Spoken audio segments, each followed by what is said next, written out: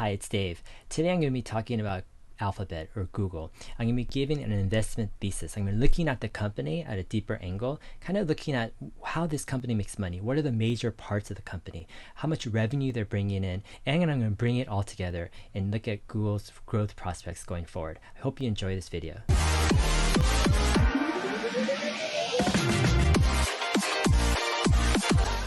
All right, so Alphabet. Alphabet is the parent company of Google, right? They kind of established it to be an umbrella for many different companies, but the main company, the main essence of Alphabet still is Google as we know it.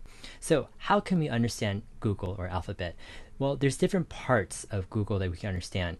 And the first thing is they have Google search, right? And this is the most well-known, right, popular feature of Google where people type in search stuff. Google makes money by selling ads on that. Next is you have YouTube. And this is an amazing platform. It's just growing like crazy. Has huge potential for the future. I'm a big YouTube kind of fan here. Next is you have Android, right? It's on most of the smartphones around the world, and it's great that Google is able to release software that they can actually leverage, right, for its services. Next is you have Google Cloud, and these are services that Google provides to other businesses to run different applications. It also provides different services for businesses like Gmail and Calendar and Google Drive, etc. Next is you have other things like Google Network ads. So Google runs an ad network that you can run on other sites or other apps, and they have subscriptions, they have Google Play, they have non-advertising revenues, etc. So there's a whole host of different parts of Google, and then Google also has other bets, and I'll talk about that as well. And so to understand Google, though, I want to hit the main kind of biggest targets for Google. But before we do that, I want to look at Google's growth rate going in the past and going forward. Now, the most attractive thing about Google is that Google is still growing fast, right? Some people have this illusion or this thought that, hey, Google's growth has capped out, right? But that isn't the case. And let's look at some of the financials. Just looking at revenue, in 2017, right, Google search was at $70 billion. It went up to 85 and then $98 billion in 2019. Overall revenue, you saw it go from 110 billion in 2017, 100 to 136 billion to 162 billion in 2019. And so you have revenue that grew at 18% in 2019, right? This is extremely difficult to do for a company the size of Google. The way that Google breaks down its revenue is they have Google Search, they have YouTube, Google Network member properties or other apps, right, other websites, Google Cloud, and Google Other and other bets. All right, so I want to talk about briefly the power of 72. This is how we can understand growth and the impact of compound growth on a company. A company's growth, or let's say anything doubles when you take the annual percentages, you add them all together and it equals 72. Now this is kind of a rough figure, but here's how it works. Let's say you have an 18% growth rate, and you times that by 4. Let's say you have 18% growth rate for 4 years, and that equals 72. That means at that point, you would have a doubling, right, of the company or the company's revenue. So, in other words, if Google keeps up its 18% growth rate, revenue growth rate, it would take 4 years for the revenue to double. Right? And that's extremely fast, right? Most companies, if you would say, especially mature companies, hey, you're going to double your revenue in 4 years, they would be absolutely ecstatic, right? So the 18% growth rate is phenomenal for Google. All right, this remarkable growth is unique, and it's extremely difficult for a mega cap company to grow revenues at 18% a year. And one of the reasons is when you're already bringing in, let's say, hundreds of billions of dollars in revenue, there are just a limited number of markets to enter that you can actually gain tens of billions of dollars or more in revenue. And that's what you need to move the needle, right? To grow 18% when you're already bringing in $160 billion, you have to bring in extra 20 to 25 or even $30 billion in revenue. How are you going to find that extra revenue, right? It's extremely difficult at a certain maturity point. With Google, they had revenue of $162 billion in 2019. I think this is underappreciated in a lot of ways, right? $162 billion that Google is bringing in. Now, this isn't just 1 billion or 2 billion, but 10 billion. It's over 100 billion. This is just an immense amount of money that you need to process that Google is bringing in. Further, they have a gross margin of 55%. So for every dollar, right, that they bring in, it costs about 45 cents, right, for them to just pay, let's say, server costs or just the cost of providing that, not their operating expenses, but just the cost of revenue, they call it.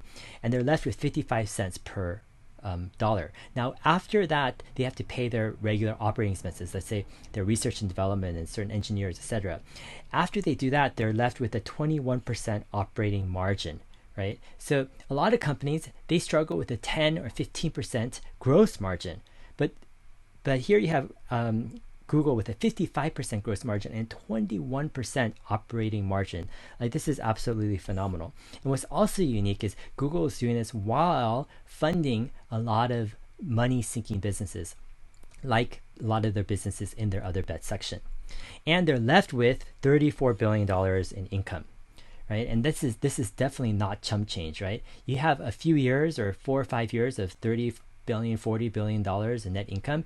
Your cash hoard, right? Your cash balance is just going to grow and grow and more. And eventually you're going to be probably just buying back your stock because you don't know what to do with all this money. And that's what Google is starting to do. They're starting to actually buy back their stock. All right. Now let's dive into a little bit more specifically on understanding the main parts of Google. The first part is Google search and why it's so massive. See, Google search, actually, their revenue is actually still growing at 15% annually. And Google search has $100 billion revenue, right, rate annually. This is just mind-blowing. In 2017, Google had $70 billion in revenue. Google search alone. Google search alone had 85 billion in 2018, and in 2019 it had 98 billion, or almost $100 billion in revenue just with Google search, right? This simple mechanism where you just type in some words and some questions, right?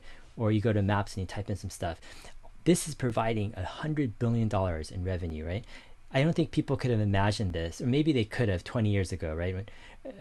When search engines were just, the rage in the internet bubble. But this is the reality. It took a long time to get here, but Google plugged away, they iterated, they became the best of the best in their field, and they were able to monetize it to a rate of $100 billion per year.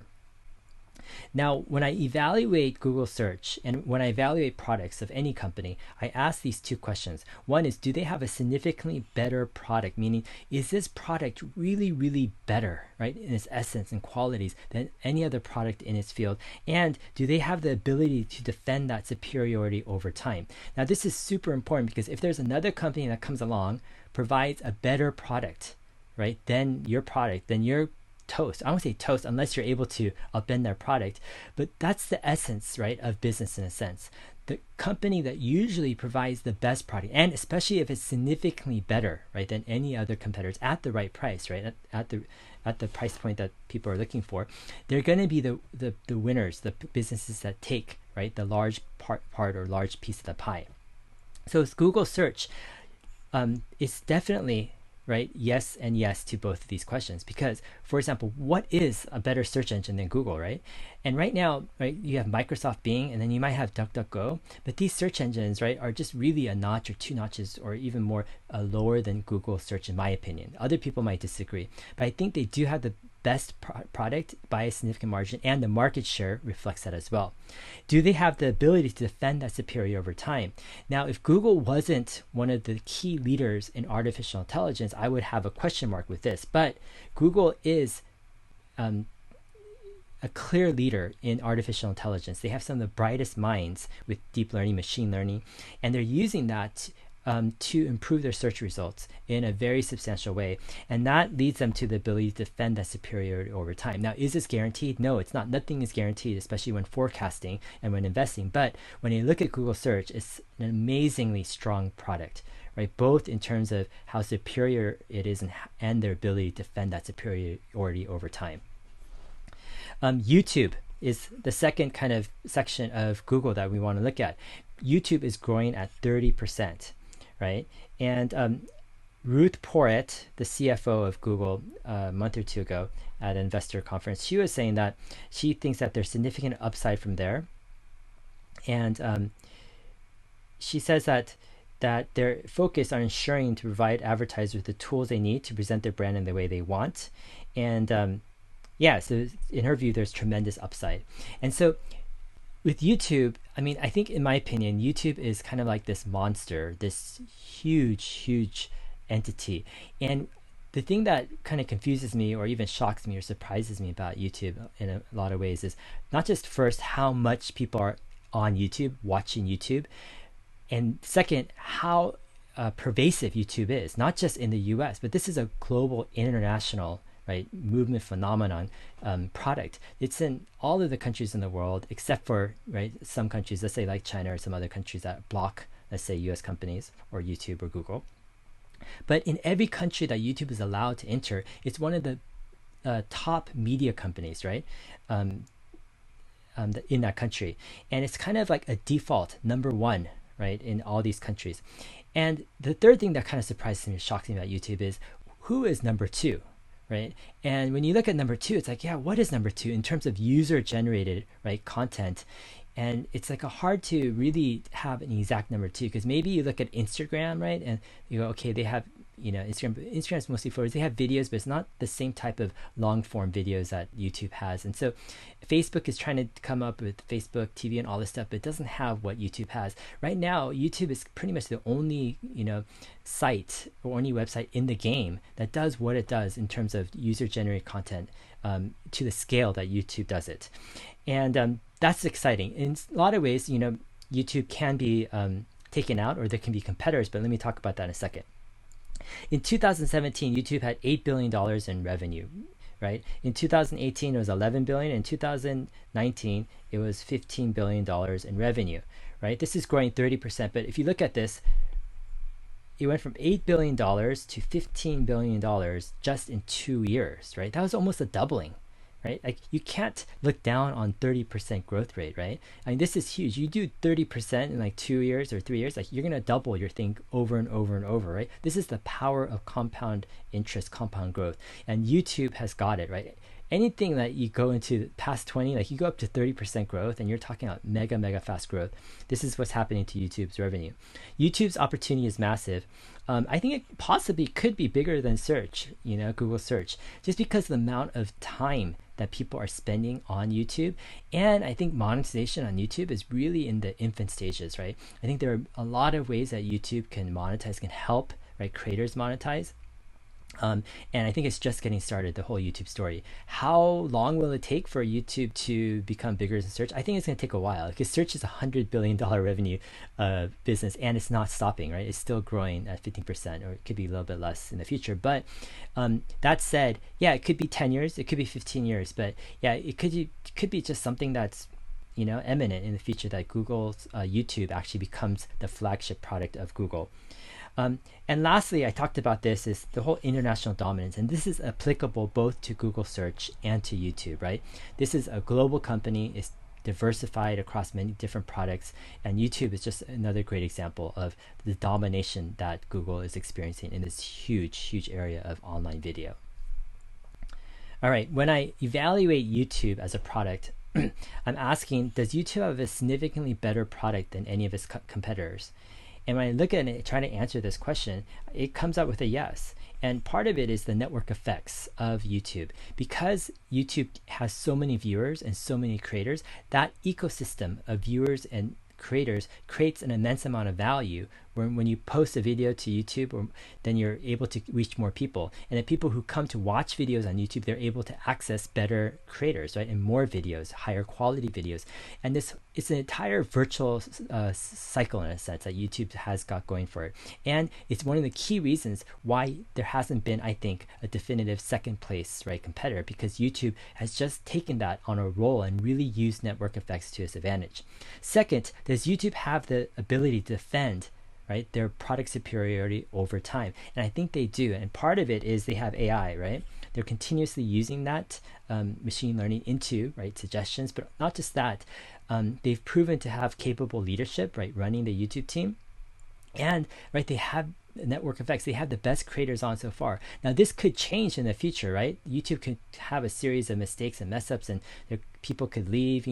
Other platforms can offer, right, ways to entice creators to upload their content to other platforms. But as of now, right, I think they do have the ability. They are executing well. All right, the third product that Google has, and this is actually quite amazing that Google has like more than one of these revolutionary products. Like most companies, this is abnormal, right? You have Android. Now, Android is another monster, right? I mean, Android is something that I think was one of the most important moves that Google did in the past, 10, 15 years, is they allowed themselves to have a chance on mobile. When iOS was, released and dominating the smartphone industry the first year, Google execs just completely freaked out, and rightfully so, because they felt they were going to be left off of the mobile platform, and they couldn't monetize on that platform. For Google, it was existential that they were able to secure a place on the mobile platform, and that's what Google did with Android. And for Google, Android is insurance that Google search remains dominant on mobile, right? It's to protect, right, their cash cows. But it's also a way for them to extend their other services like Google Play, Gmail, Maps, Calendar, Drive, Google Services, right, Photos. There's a whole host of Google services that Google provides, and it's another way to extend those services to really give value to people, and to win over people to the Google experience. And also it gives Google data, right? To be the owner of an operating system that billions of people have on their phones, the amount of data that Google has of what's going on, what people are doing on their phones, is truly immense. And this is one of the key reasons why I think Google has an advantage over other companies. And lastly, I think that because of the size of this OS and the pervasive kind of penetration that Android has had together with iOS, right? I think there's still huge potential to monetize these mobile platforms going forward. And that's why I think actually Android is still, right, underrated, and it's a massive opportunity going forward for Google. Next, Google has Google Cloud, right? And this is where they do cloud services. They offer different ways for companies to host applications. They provide different services for different companies. And for Google Cloud, their revenue is growing actually quite fast, right? I mean, we're talking about in 2017, it was 4 billion. 2018, it was 5.8. 2019, it was 8.9 billion. And they grew revenues 53% in 2019. So we're talking about, right, $4 billion in 2017 going to practically $9 billion 2 years later. So this is a more than doubling in 2 years, right? This is just fabulous growth for Google Cloud. Yeah, definitely nothing to look down upon. Now, there's questions like, can Google compete with Amazon, right, AWS or Microsoft Azure? And there are competitors. And this space, though, is huge. This is cloud. This is the future, right? All businesses are going to need not just cloud services to host certain applications, but they'll need it to run their entire business, right? And Google is doing a great job in terms of growing its revenue. And this is just an amazingly huge growth field for Google going forward. All right, Google also has this thing called Other Bets, right? And the Other Bets include Access, which is Google's kind of initiative to have high-speed internet access. Calico, which is a company to extend lifespan. You have Capital G and Google Ventures, which are investment companies. You have Verily, which is a health company. Waymo, which is an autonomous driving company. And X, among others. And I'll be talking about this probably in another video. But these other bets are kind of companies that they're just investing in, right? And they're thinking that they have big opportunities. It's unclear, and that's what Google is banking on. Now, I'm not going to really rely on this other bets as a big part of this investment thesis or this video, because I think Google has a lot of other things that are core or more central to its company and to its valuation. All right, I want to talk about Google's AI, or artificial intelligence advantage. And I think this is one of the key factors, right, why I am bullish on Google's growth prospects going forward. First is they have some of the best AI talent in the world. I mean, go ahead and ask anyone in the artificial intelligence world what one company has the most, right, AI experts and the most competent AI experts in the world. And the general consensus is it will probably be Google as number one, right? Google has just made it a priority, right, to go after the top AI talent, and they've done so for many years. And they've decided, and they've tried to implement a lot of this machine learning, different parts of AI into a lot of their products, right? And they're improving their products actually quite rapidly. Like, look at Google Translate, right? It's actually improved quite rapidly. Google Search, right, is run, right, by a lot of different parts or elements of AI and machine learning, improving the results of AI. All right. here you have the power of machine learning. It says that within Google, our investments in machine learning over a decade have enabled us to build products that are smarter and more helpful. For example, our investments in AI are enabling doctors to detect cancer earlier. Machine learning powers the Google Assistant and many of our newer technologies. Yet Google is just ruthless in terms of its focus to implement efficiencies, right, and to use AI going forward. This is something that I don't think most people are aware of and they're not appreciative of. So let's take a look now at Google's finances, right? How are they making money? Where is it coming from? How much, do they have left, etc. Okay, let's look at the income statement for Google. Now, this is taken from their annual report ending 2019, and we're able to compare 2018 with 2019 results. So their overall revenues, it went from $136 billion to 161, or close to $162 billion in revenue. Now, this is fantastic, right? Revenue growth. I talked about this earlier, about 18%. And you have search growing up at 15%, and you have YouTube growing at 30%. Now, with this, the cost of revenues for 2019 was about $72 billion. So they take that right off the revenue, and they're left now with gross profit. And they use that to pay down $26 billion in research and development, $18 billion in sales and marketing, about $9.5 billion in general and administrative, and then $1.7 billion in European Commission fines that they settled or fined a few years back. And so their income from operations is $34 million, plus they have some other income, and then they have income tax. They're left with $34 billion in net income, right? This is up from $30 billion the year prior.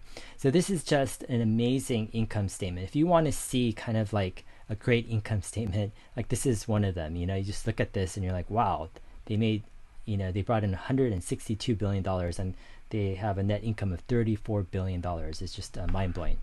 21%, right, operating margin.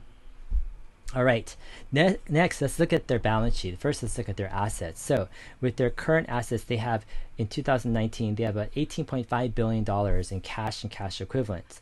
And then marketable securities, they have $101 billion. So their total cash equivalents, and marketable securities are about $120 billion. So this is pretty much the cash that they have on hand. It's about $120 billion that they could use. And this is great. Not many people have $120 billion, right, of cash on hand that they could use. So Google is in no danger of going bankrupt or having some cash liquidity crisis. They're completely fine, and they're making already $34 billion a year, right, in net income. So they have no worries right now. Next, let's look at their liabilities. What's interesting about their liabilities is they have some accounts payable, some accrued expenses, etc. But their long-term debt, which a lot of companies hold a lot of it, Google or Alphabet only holds $4.5 billion in long-term debt. Like, this is just chump change, right? When you have $120 billion, it's almost negligible. So Google's debt position is really, really conservative. They don't really have much debt at all, right? And they have a lot of cash on hand, and they're making a lot of money, right, on an annual basis. So Google's income statement is amazing. Their balance sheet is just like almost flawless. This is a company that is in a super strong financial condition. All right, next I want to look at potential risks, right? All right, next I want to look at potential risks for Alphabet or Google. Every investment has risks, and I think it's extremely dangerous, right, to kind of oversee or minimize the risks for any investment. And investing in Alphabet or Google definitely has risks. The first is you have antitrust action, right? You could have a growing sentiment of people wanting to take action against big conglomerates or these big companies like an Amazon or a Google. And Google can be subject to some type of antitrust or even government actions. Next is Google could have some privacy mishaps. They can do some mistakes. There could be some big backlash. Already there was some employee discontent and some stuff about Google getting involved with the government. There's always issues, and also there's always competition, right? The bigger you are and you're raking in hundreds of billions of dollars, that's just more incentive for other companies, startups, etc., to go in and try to take market share away from a larger company. And there are a whole host of other potential risks for Google going forward as well. All right, when I look at Google, I apply a certain investment criteria, and this is an investment criteria that I apply to all companies. Now, this is a non-10x company, in my opinion, meaning that this company doesn't really have a chance to 10x their market cap, say, in 5 or 10 years, right? That's one of my other kind of baskets of investments. When I look at an investment like Google, Google is more of an investment of growth and safety, meaning it's a stable company going forward, right? It has a decent growth rate. It's not going to be like a 5x or 10x company, right, in terms of market cap in any time soon. However, it has a different kind of value, right? It's more stable and it's more secure than a high growth company. So when I look at a company like this, I say, first, does it have a significantly better product or service than any of its competitors? And does it have an ability to defend that superiority over time? And I answered that before as a yes, right? Especially with products like Google Search, YouTube, Android, etc. Next is number 2, are they disrupting a large market? And yes, Google is in some of the largest markets out there, right? With search, with knowledge, YouTube, media, right? Advertising, etc. Probably their biggest competition with ads is probably Facebook, right? But yeah, they're disrupting a very large market, and they're doing it, right, with the most disruptive technology, artificial intelligence as well. And last, number 3, do they have world-class execution? This matters because they need to go into adjacent markets in order to expand, right, their revenue and their market share. In order to do so, they need to out-execute some of the best companies in the world. And when you talk about world-class execution, yeah, Google has it, right? They're some of the best executors in the world. They know how to do what they do. The level of execution is just, incredible. Google is one of the best software companies in history. All right, so in summary, you have Google Search, you have Android, YouTube, Google Cloud Services. These, provide a superior product, large market, world-class execution, and yeah, it's one of the reasons why I think Google is a very interesting company in 2020 and going forward. All right, stock price. As of yesterday, stock price was $13.49. What does that mean? Stock price doesn't mean anything, actually, right? It's just a number. What's more important is the market cap, or the value of the company. So let's look at the market cap here. Here you have the market cap of $920 billion, right? So this is the important number to think about. Is Google worth $920 billion, or how can you justify a $920 billion valuation by Google? Let's work out the numbers here. All right, so we know Google has a $920 billion market cap valuation. That's what the market is giving it. And we know in 2019, they had a $34 billion net income. So if you take just their net income, and this works for more mature companies like Google, you have a profit to earnings ratio, or P/E ratio of 27 off of last year's income. Now, this actually isn't that bad, because Google is growing their revenue at a very fast rate. They're still growing at 18%, right? Meaning if they continue their growth, that would be 4 years to double their revenue. And to give a multiple of 27, right, off of a previous year's earnings actually is pretty decent for a company that's growing that fast. However, the question about valuation is, it's all about, does this growth continue, or does it taper off, or when does it taper off? Because growth needs to taper off at some point, right? It's not going to last forever. So there's always an inflection point of when growth tapers out, when competition comes in, when the markets get saturated, etc. So that's the big question with valuation. As of now, right, to give 27 a POV multiple off of last year's earnings for Google, for a company that's growing this fast, is actually decent valuation. Now let's do a projection exercise. Let's say Google doubles their revenue, not in 4 years, but let's say in 5 years, averaging a 15%, right, a growth rate with revenue. In that case, let's say hypothetically their net income grows from $34 billion to $80 billion or so, right? As they actually double their money, they'll have probably a higher margin rate, so they'll more than double probably their net income. In that case, if we give it a 20 times multiple off of, right, this $80 billion net income is in 5 years, that's a $1.6 trillion market cap, right, in 5 years. Now, if you give it a higher multiple, like a 25x multiple, which is very possible if they're still growing, right, at a 15% rate or so, that would be a $2 trillion market cap, right? And you can fiddle around with those numbers, right? A lot of this is subjective, right? But it's what type of multiple you would give off their earnings to buy that company outright, right? That's how you would value a company typically. And so in 5 years, I'm projecting a $1.6 trillion to $2.0 trillion market cap for Google.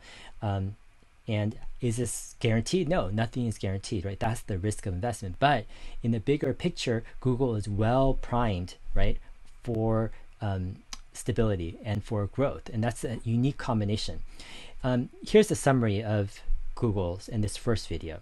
So Google's a stable company with growth prospects, and they're riding big trends, right? They're leaders in AI, in online video. They're going in knowledge, right? They're going into collaboration. They're a global, diversified market leader in many of the biggest markets in the world. And as we've seen in this latest COVID crisis, they're like an essential business, meaning people can stop going to, they can stop going to restaurants, stop going to work, stop whatever, but they'll still do Google search, right? They'll still go to Google Maps. They'll still go to YouTube and watch YouTube videos. They'll still have Android on their smartphone, right? Like Google is infiltrated so deeply into culture, into society, into essential daily life for personal work and business that, yeah, they're now an essential business that is just can't get rid of. Now you have a possible double valuation of 5 years, and Google can act like an inflation hedge as well, where if there is, let's say, inflation or even hyperinflation, what happens is the cost of goods, the cost of services all go up, but Google ends up charging more because, you know, people still need their services. And so let's say the value of money goes down, but Google just will increase the price of the services, and that's how Google actually stays ahead of inflation. Now, personally, I bought Google some stock about a month and a half ago or so. I bought a small position, and I bought an exploratory position. And it's a small position compared to my Tesla position because I've been accumulating Tesla for many years. Also, the main purpose and main point of my current kind of investment thesis is, and philosophies are more geared to kind of a high reward type of investment philosophy, where I'm looking for the big winners, right? The 10x winners, let's say, in 5 or 10 years. So in terms of that, Google isn't the perfect stock for me personally, but I do see the value of Google in terms of it being a stable kind of growth company. It's not going to do a 5x or 10x, but yet it's kind of like a great hedge to inflation. It's not as risky as a lot of growth, high growth companies is. And so that's why I think there's a decent value to have Google in another type of basket of assets. And that's kind of my approach with Google. Now, none of this is personal advice. None of this is recommendation to buy Google. This is just my personal opinion, how I process through different investment opportunities, how I think through, right, their products and services, how I think through how to value these companies. Now, what I'm going to do is, this is part one. I wanted to introduce the kind of the key aspects of Google. Next is, in the next part, part two of my video, I want to answer some questions from viewers. I've asked people on my Twitter account, which is HeyDave7 on Twitter.